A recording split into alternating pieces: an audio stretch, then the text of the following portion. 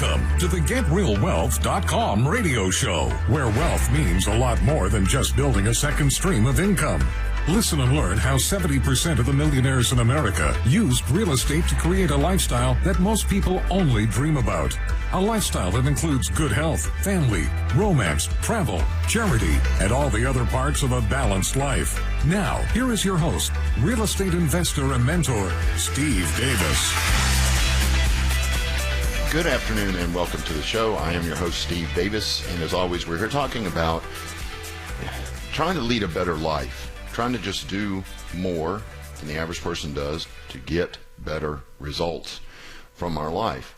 And we do that by investing in real estate to build a second stream of income. And this is really the only business model that seems to work. I bring this up, I try to bring it up on every show to create a little pain so that you are somewhat motivated to do something different. It's the fact that 95% of Americans are failing to retire by age 65. 36% are dead by age 65. And they're becoming burdens on the government, burdens on their kids. That's not what people want. It's not something to look forward to. And especially being a burden on your kids. It's just not. That's got to be a terrible, terrible way to live. But we look at the 5% and study the 5% who do retire. They're not only retiring successfully, they're not just surviving in retirement, they're thriving. And the reason they thrive is because all of them, without exception, have additional streams of income. And you say, well, 70% of them did it with real estate. What did the other 30% do? You're talking about the super rich in the other 30%. And some of the real estate investors fall into that as well, of course. But these are people that own, 10,000 shares of Apple or 20,000 shares of Exxon, and they get dividends, cash flow. So they've all got that additional stream of income. What we do at Real Wealth Academy is we teach people how to use real estate to build that second stream of income. Single-family homes, apartment complexes, commercial property, small stuff, 5 stories and below. And this additional income stream it's just phenomenal, because unlike a lot of the gurus out there who are always talking about retirement, like that's the goal, I suggest is not the goal. The goal is simply financial independence, and that you're going to want to do something with your time. So why not take a job that you love? Now, I am adamant when I say don't work more than 40, maybe 45 hours a week, somewhere between 35 and 45, because it has been proven in Japan, in Sweden, even in the United States, that is, when you go above that, it's really bad for your health. Heart attacks go up, cancer goes up. I mean, it's just not good for you. Divorce also goes up, and that's really not good for you. If you've been through that, you know how painful that is. Even a breakup is painful. So that's what we talk about. And today we're going to talk about property evaluation, because I got multiple emails with a similar theme. What if you pay too much? Well, I'll tell you the brutal answer. If you pay too much, you're screwed. You goofed up. It is hard to recover from paying too much. Now, when I say too much, am I saying you paid more than the property's worth? No. That's very hard to do, because a bank, which is actually your partner in the deal, is going to figure that out before you close the deal. They're going to go, hey, we're not loaning on that. You're paying 120 for a house that's worth 100. It's probably not going to happen. And if you have a bank that does let you do that, they're not your friend at all. They're not your partner. My banks, every bank I've ever done business with, has always done their evaluation, stopped me before I did something stupid, People always bad-mouthing banks. I actually like banks. Anyway, I'm talking about when you should be picking up equity and you're not. That's overpaying for the property. The other one that cracks me up is people not including the closing costs. They go, yeah, I paid $120 for it, it's worth $125. Woohoo! What were your closing costs? $4,500. Yay, you picked up $500 equity. See, they don't even include it. They don't count it. You must include all upfront expenses. That's the true price of the home. So when I look at stuff in today's market, which is an up market, I'm looking to pick up about 15%. Have I done some deals at just 10%? Yes. I bought a I think it was around 220, and I picked it up for around 190. So that's a little, I guess that's a little more than 10%, but yeah, but my goal is 15% or more. In other words, a $200,000 house, I want to be all in for less than 270. I want to pick up $30,000 equity when it's all said and done. I talked to a gentleman 2 or 3 days ago that had not taken a course on real estate investing, so he thought that what you do is you go out and pay full price for a home and just wait for it to go up in value. That is, again, overpaying. Even though he only paid what the house was worth, that's overpaying if you're an investor. It's different if it's for your personal residence and you've fallen in love with a house. You want to pay full price for it, go for it. You know, that's your home. It's not really an asset anyway. It's a liability. And it's there to bring your family pleasure and to serve your family. So it's okay to pay a little more for that. But I'm talking rent properties. So how do you keep from ever paying too much? It's actually very, very simple. It's simply a thing called a comparable sale. Now, most of you know this, but I'm going to go into this because people have a tendency to do it incorrectly. And I'm going to tell you a few key words for how to do it incorrectly. HAR, Zillow, you get my point. Those guys' comps are terrible. You want real comps, and as a rule they come from a third party. Now, HAR is as close as you're going to get without subscribing to a service.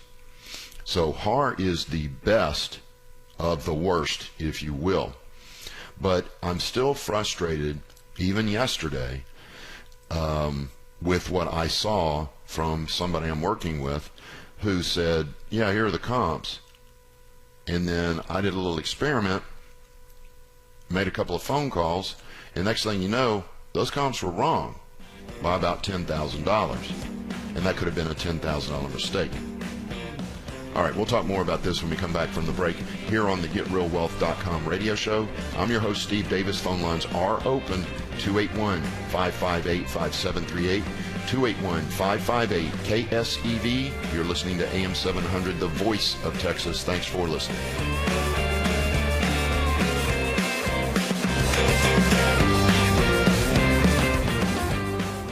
Did you know that 95% of Americans fail to retire by age 65 and 36% are dead? The good news is that here at the GetRealWealth.com radio show, we know what the other 5% are doing. 70% of them own real estate.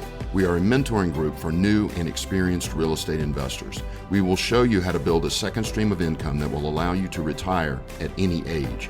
I will be explaining this at a free 2-hour introductory workshop this month. If you would like to attend, please go to GetRealWealth.com. That's GetRealWealth.com.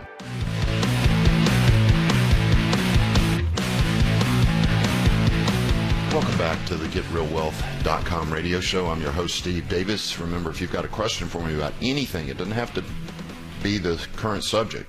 If you've got a problem, you've got a challenge, you've got a worry, that you just feel like if you had a second look at it, somebody could make it a little easier to handle, or I could answer a question for you, about anything, just give me a call, 281-558-5738, 281-558-5738. That's KSEV. So when you're running your comparable sales, there's multiple platforms out there. The one that I use is HIT, H-I-T, Home Investor Tool. And that's the one the members at Real Wealth Academy are going to use. And it is phenomenal. You type in your address and you can put in all the parameters to make sure that you're comparing like and kind property. Here's the problem with the comps that I got yesterday. Turned out they were for sale, not sold. If you have a house that's for sale at $200,000 and there are 5 other houses just like it for sale at $220,000, what does that mean to you and your family? It means absolutely nothing. Absolutely nothing. They could all be overpriced. The asking price in neighborhoods means nothing. The only thing that means anything is what have like and kind, as identical as possible, properties sold for. What have they sold for? And with HIT, boom, I see it instantly. It takes about 30-40 seconds to know exactly what a property's worth. Remember when I brag once in a while and say, yeah, within 5 minutes I know whether I'm going to write an offer on a house or not? That's why, because I can run the comparables, I can find the rents, I know what that thing's going to cash flow, I know what it's worth, whether it's a good deal or not, within 5 minutes. So single family valuation is very, very simple. Just make sure that you're subscribed to a service that, and they're anywhere from, I think, $60 a month to about $100 a month. And they're all pretty good. I'm not going to give out any other names, but you got to have one. You got to have one. I don't know. Yeah, there's another good one, but I don't know if it's available to the public. I'll find out. But that's all you do. If your agent tells you it's worth something, what does that mean to you and your family? Absolutely nothing. If your buddy tells you it's worth something, what does that mean? Nothing. Nothing means nothing except for the comparable sales. Get those comparable sales and then make a decision quickly. I talk about this in our free workshop, how successful people make decisions quickly. They get the information they need, and they make a decision, and they move forward. Grant Cardone put it this way. He said that in Gulfstream jets, the average person takes somewhere between 9 months and a year to purchase one. He bought his in 9 days because he knows how to make a decision. And his massive success is his ability to make decisions quickly. So could you research a property for 2 days and get a little bit more information than I have? Sure, but you don't need any more. Get that deal done, because somebody who does know how to make a decision is going to get just enough to make the decision and make the decision. Be careful of analysis paralysis, where you think you need to know one more thing, and pretty soon the deal's gone, and you missed it. Don't let that happen. You can find this product, by the way, at HIT. Let me see. It's funny, I don't even have the website memorized. It's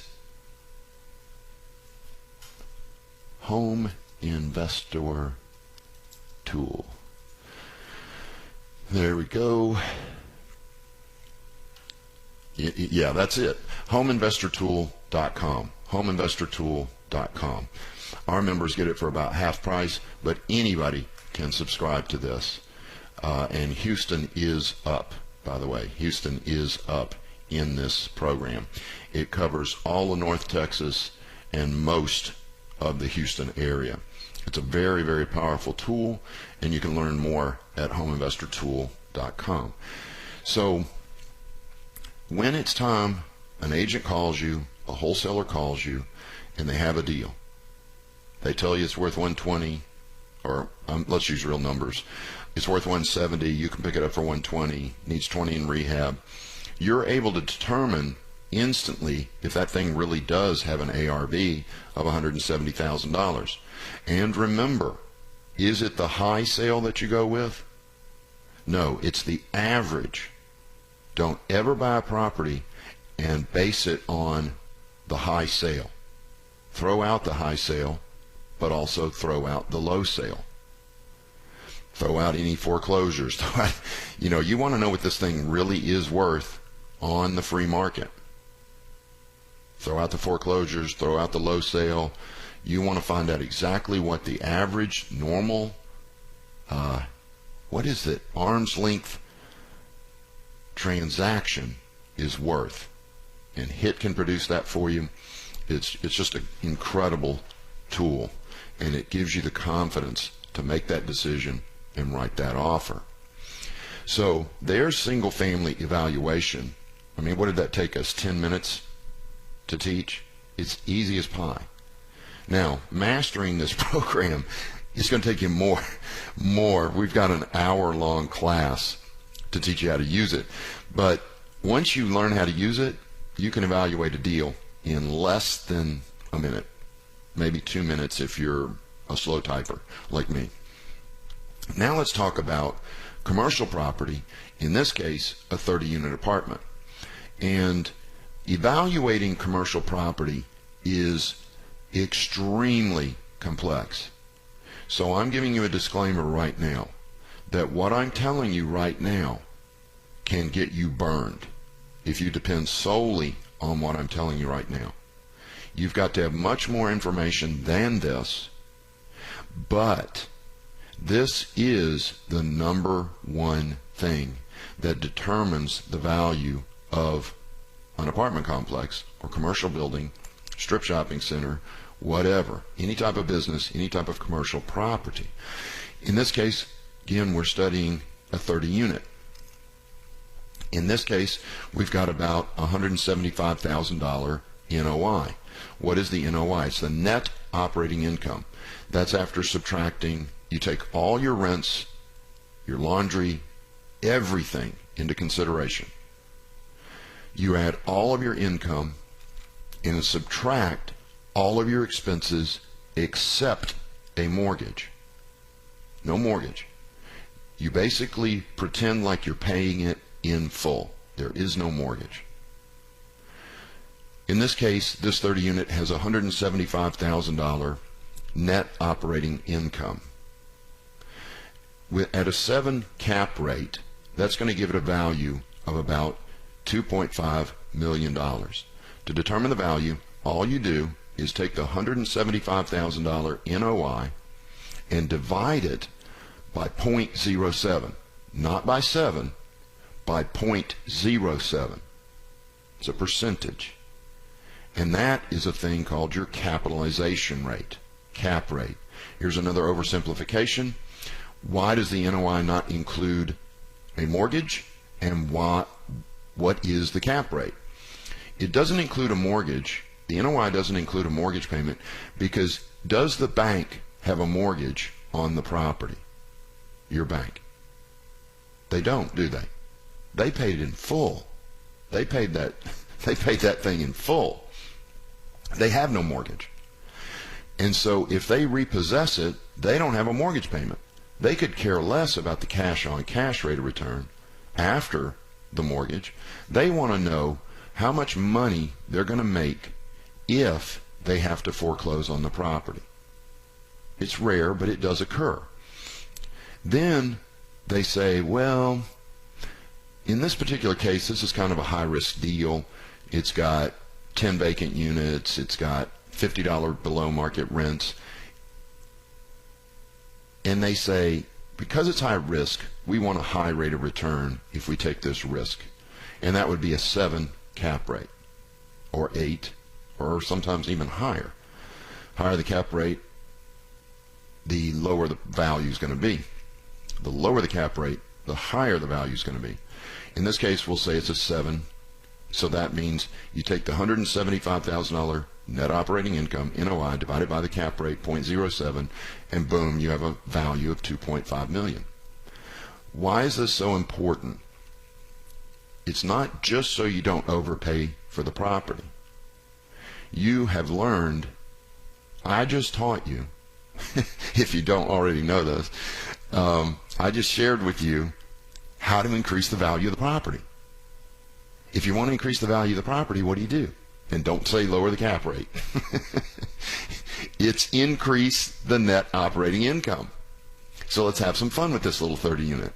We bought this 30 unit for $2.5 million, and in the back is a storage shed, a pretty large storage shed. Very nice. Needs paint, needs a roof, but it's nice. Concrete slab. We decided to put a washateria in it. Now, there's 2 ways to do it. You can do it yourself, buy your own appliances, put them in there, and run it yourself. Then you can also choose to have a company do it, and they will come in, they'll put the appliances in, they'll collect the money and pay you a percentage of it. I prefer, now this is going to sound odd when I say this, that you do it yourself. Even though those guys are very professional at it, they take what I consider the lion's share of the profit. The nice thing, though, they do everything. They repaint the building, they do the flooring, paint the interior. I mean, I had one come in and when I bought this 10 unit, it was a disaster. The laundromat was a disaster. They came and fixed it all up, put their appliances in, and just started handing me a check. But then I started seeing how much money they were making, and I kind of thought, man, that was a better deal for them than for me. Okay, phone lines are open, 281-558-5738 here on the GetRealWealth.com radio show. Thanks for listening.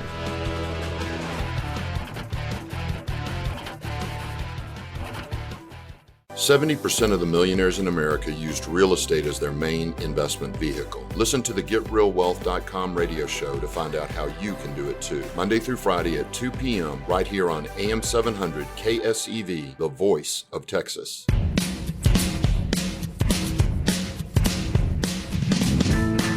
Welcome back to the GetRealWealth.com radio show. I'm your host, Steve Davis. If you've got a question for me, the phone lines are open. Let me see. Oh, I dropped the phone line, so I'm going to get back on there. Call me at 281-558-5738, 281-558-5738. That's 281-558-KSEV. You are listening to KSEV. And we're talking about evaluating a unit, a 30-unit apartment complex. But now we've already bought it. And we're making decisions about how we're going to raise the NOI because we want to raise the value of the property. In this case, we're putting in a little washateria, and we're going to do it ourselves. By doing that, we add an additional $14,000 a year after all expenses. That's an additional $14,000 added to the NOI. But let's keep it separate for now. That $14,000 divided by 0.07 just increased the value of your property by $200,000. All you did was put in a washateria, and you added $200,000 to your net worth. Not a bad little two-week-long project. Let's go one step further. When we bought it, the rents were a little below market, about $50 per unit. Over the next, we'll say 12 months, there's 30 units, you can probably pull this off in 12 months, maybe a little shorter. You're going to raise everybody's rent by $50. That's an additional $18,000 a year. That is another $250,000 $457,000 added to the value of the property. By adding the washateria and increasing the rents to market rent, you've increased the value of that property by $457,000 in 1 year. I want you to think about this. Think deeply.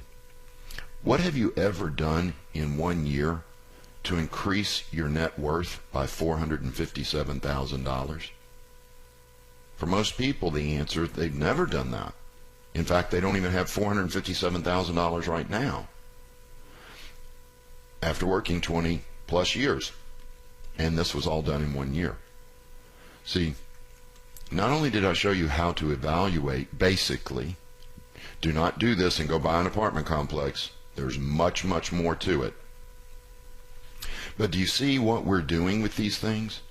Why so many people are getting wealthy with these little apartments? Imagine these numbers on a 200 unit. Imagine these numbers on a 500 unit. You're talking tens of millions of dollars increase in value over, and those usually take 18 months, 2 years to completely turn around and stabilize. But think about that. $12 million increase in the value of a property in a matter of 2 years. And let's say that you had $6 million in the deal. Not you by yourself. A bunch of members of the group come together, pull together $6 million bucks, and then they increase the value by $12 million. Do you realize they have doubled? Well, they've actually tripled. They went from $6 million equity in the deal to $18 million equity in the deal. That's, what is that, a 300% rate of return? Insane. And this is happening all over the place, more so in the down market than the up market, but it is happening. You know, we had Robert Martinez on Wednesday, and he's doing 2 of these right now. So it's happening. But again, we are in the up market, so it's a little bit slower than it would be in the down market. That's why I keep asking, or I don't think I've asked. Those of you that pray, keep praying for a crash. Now, there's some of you who want to come over here and choke me, but don't.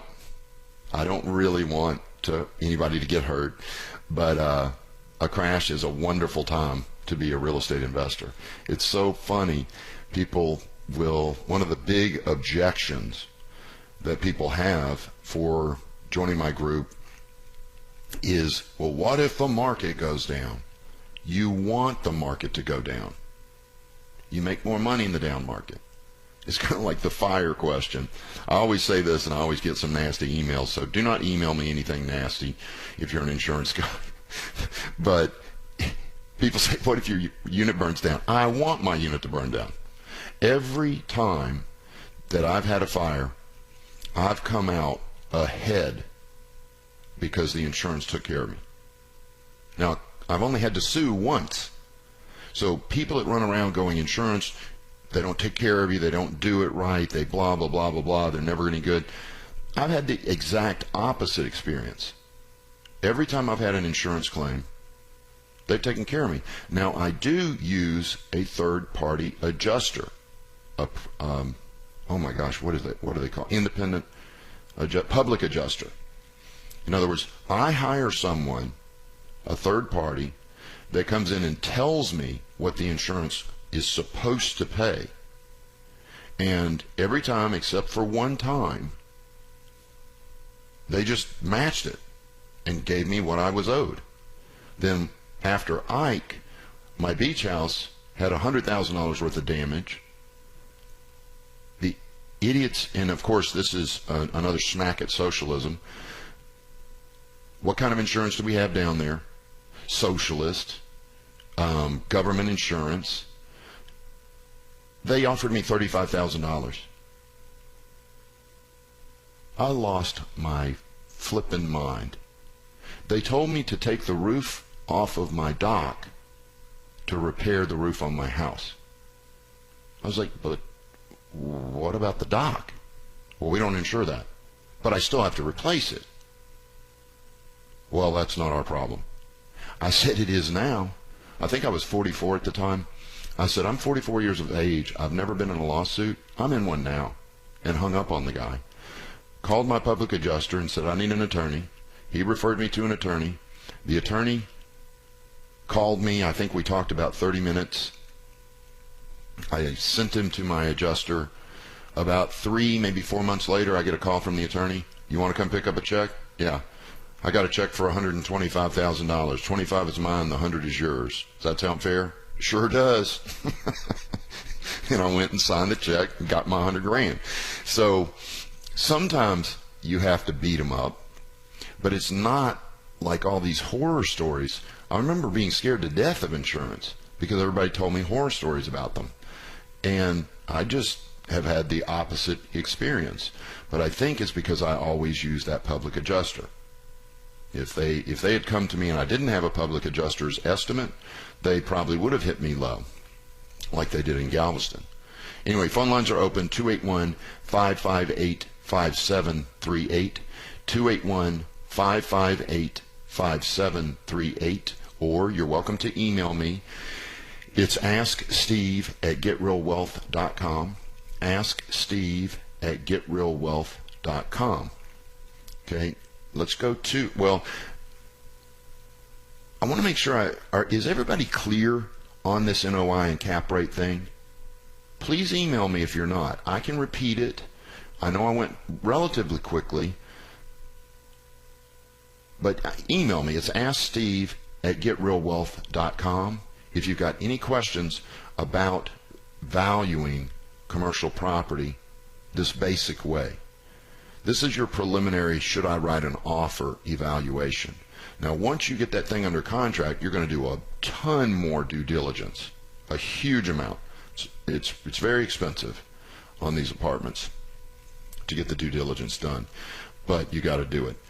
Okay, phone lines are open, 281-558-KSEV, 281-558-KSEV. Let's go to email. This is interesting. This is somebody whose podcasting is from San Francisco. Ashley says, I'm a newbie to wholesaling in the San Francisco area, looking for a mentor to guide me in the right direction. I went to a couple seminars, got inspired, and started my LLC. Now, why did they have you start an LLC? And now I feel like I don't know which way to go. I'm trying to build my list of cash buyers, realtors, and closing companies. Any help and guidance is appreciated. Well, I'm a little concerned about who you went to see. You don't mention who it is.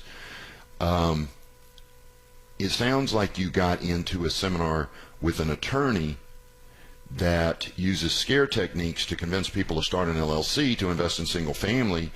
Then as soon as they go to buy the first single family, the bank goes, you can't put that in an LLC.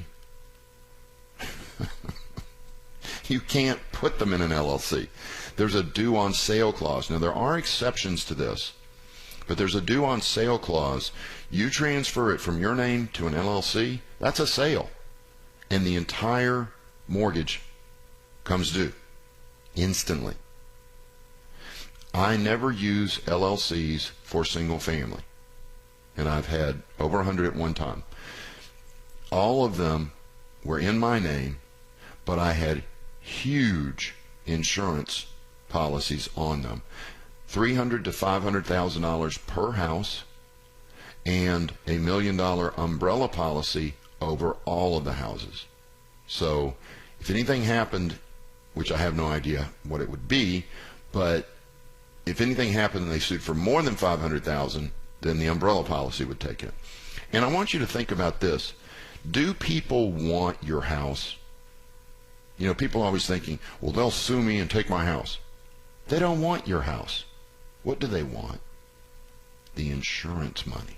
They'll go buy their own house.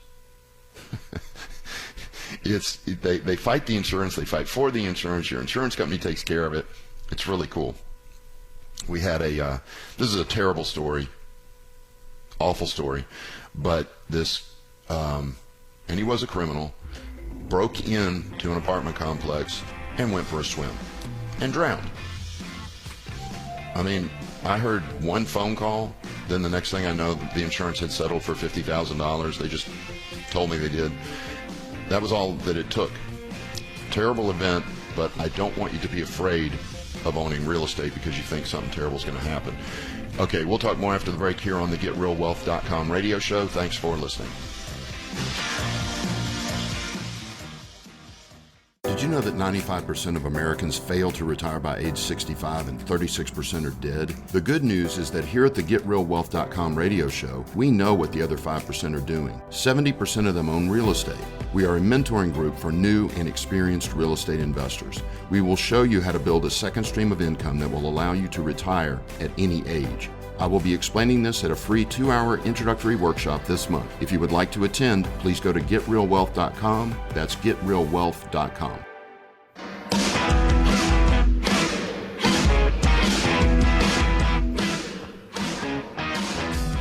Welcome back to the GetRealWealth.com radio show. I'm your host, Steve Davis. Phone lines are open for one final segment. We've got about 7 or 8, now we've got about 10 minutes. It's 281-558 281-558-5738, 281-558-KSEV, or email me at asksteve@getrealwealth.com, asksteve@getrealwealth.com. And I see a couple of emails here. Those are really personal questions, and I need some more information. So don't think that I don't see your emails. I will get to them, but I'm going to email you for some additional information about what your goals are, because, yeah, both these look like real deals, but they may not fit your family's needs. I'll talk to you about that after the show. Let's get to these other emails. The next one is, let me pull this up. This one's interesting, because it's scary to me. This is actually from a Bigger Pockets post. Bigger Pockets is that online forum for real estate investors, wholesalers, flippers, all kinds of people, and apartment owners and so on. It's pretty cool. But this Christopher says, I need some advice. I'm looking at a house tonight. The lady is going through a divorce and wants to get rid of the property. The properties in the area are going for $135 to $185. Okay, here's why it's scary. That's a huge range, Christopher. Huge range. You've got to get better comps than that. On a small, inexpensive house like that, you don't want a range of more than $5,000 or $10,000. You know, if you were to tell me they sell from $135 to $145 or $175 to $185, that would make sense. But you've got too big of a range. That means you don't have comparable sales. You've just got every sale in the neighborhood, is what I think. Goes on to say, good school district in a nice neighborhood. The issue is she owes the bank $147. I can tell you this right now. I don't think this is a deal. Because you're up, let's just round it up to $150. You're going to have closing costs. You're going to have rehab costs. Even if it's worth $185, that's not going to be a deal. So I would move away from the deal unless you can get better comps that indicate that it's worth more than $185. And again, I'm reading what I replied to him. So be cautious. If you have too big a range, you know, what is that, a $50,000 range? That's too big of a range. $5,000 or $10,000, you should have software that can get you within $5,000 or $10,000 of the ARV. Okay, phone lines are open, 281-558-5738, 281-558-5738. And this next one is, they're buying a house to rent out for retirement. It's a new construction home with the idea of renting it out, paying down the mortgage with the rent, and using the rental income, or sell the home in 25 to 30 years as part of our retirement income. This is I don't like this strategy at all. This is no better than the stock market where they tell you, hey, put $500 a month away, and in 30 years, you'll have $1 million, or 40 years, I'm sorry. In 40 years, you'll have $1 million. Who cares? You're 40 years older. Don't you want to be wealthy now? You know, I make this joke, and it offends people, but do not get offended. It's a laugh out loud comment. Getting old sucks. LOL. I'm 55. It sucks. You can have my Ferrari, my beach house. You can have everything I own. Give me my body back from 25. Give me my body back from 25. Yeah. Don't put off being wealthy until you're 65, 70, 80 years old. That is totally ridiculous. Totally ridiculous. Do things that are going to make you wealthy now. I would buy 20 rent houses, not one, and then try to pay it off, and that's all the only asset you have. This is not a good idea at all, Jordan. It's not up to speed. Now, that's going to sound weird, almost like I know you. You're smarter than that. You're more capable than that. Your potential is way beyond that. You know why? I know that because everybody's is. Everybody. They just lower their expectations and lower their expectations. Oh, I'll just buy one house and pay it off over 30 years and go live in it when I retire. What? Is that your only goal? Just have a house paid in full? Raise your expectations. Raise your goals. Please, Jordan. Okay, phone lines are open, 281-558-5738, 281-558-KSEV. Oh, thank you. I've got a phone call. It's Jason from West Houston. Jason, thanks a lot for calling in. How are you today? Yes, I'm fine. I'm fine. Steve, great show. I have a question about an eviction. I've got a rent house, or a couple of rent houses, but I've got a renter that he's been there 6 months, and just got a. He said he could. It rents for $1,500, and he called me and said I can only pay $1,000 right now. That was on the third day. I can. Let's see. After the third day, it's late. If he's only paid $1,000, can I go ahead and start the eviction? An eviction? You can, but I'm going to advise you to call the judge immediately that's going to handle the eviction, and get their procedure for that, because they've paid partial rent. They're going to be able to stay that long.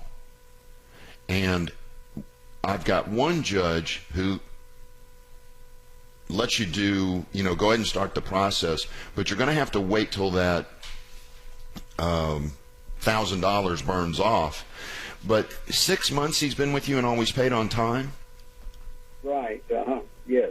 Yeah, to be honest with you, Jason, what I would do is I would say, okay, you've been with me for 6 months, you've always paid on time, give me the $1,000, when are you going to pay the other $500?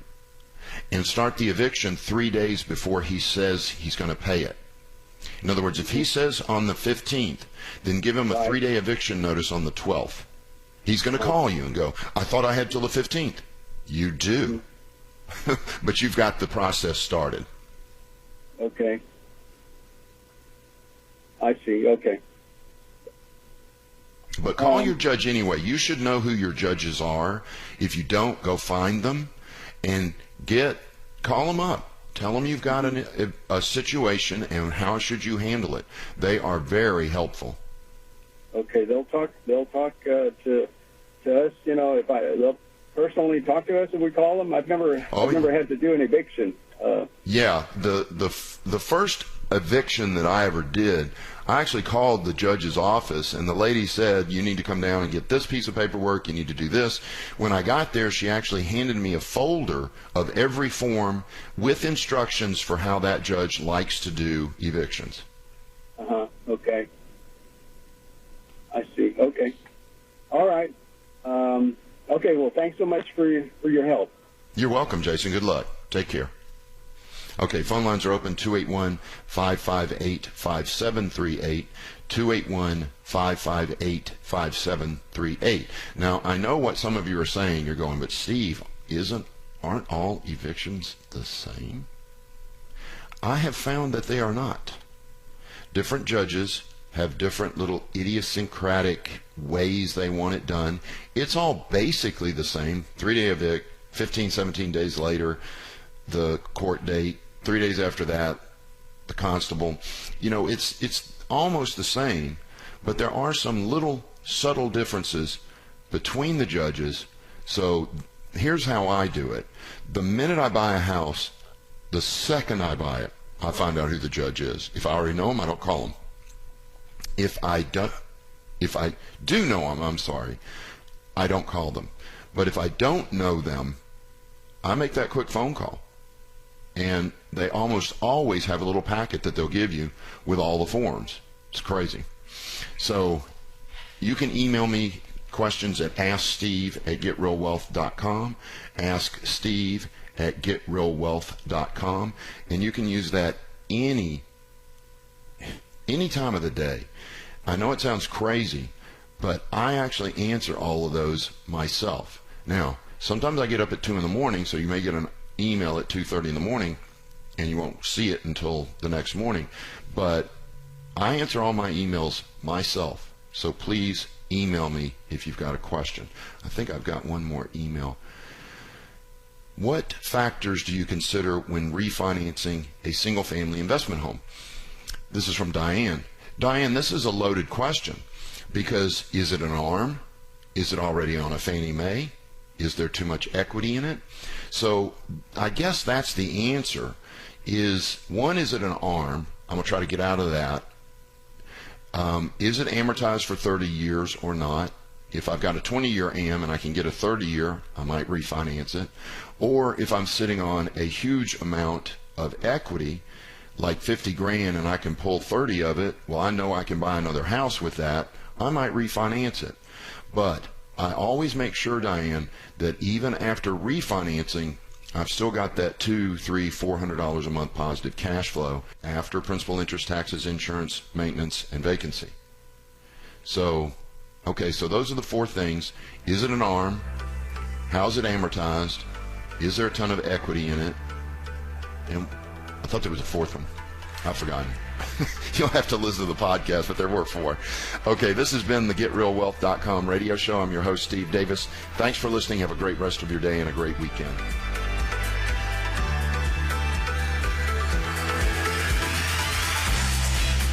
This has been the GetRealWealth.com radio show. Please remember that this show is for entertainment purposes only and should not be construed as legal, tax, or investing advice. Always get a professional opinion before making any investment decision. To find out about the mentoring and consulting at Real Wealth Academy, visit GetRealWealth.com and attend one of our free introductory workshops on real estate investing. That's GetRealWealth.com. Thanks for listening and have a great rest of your day.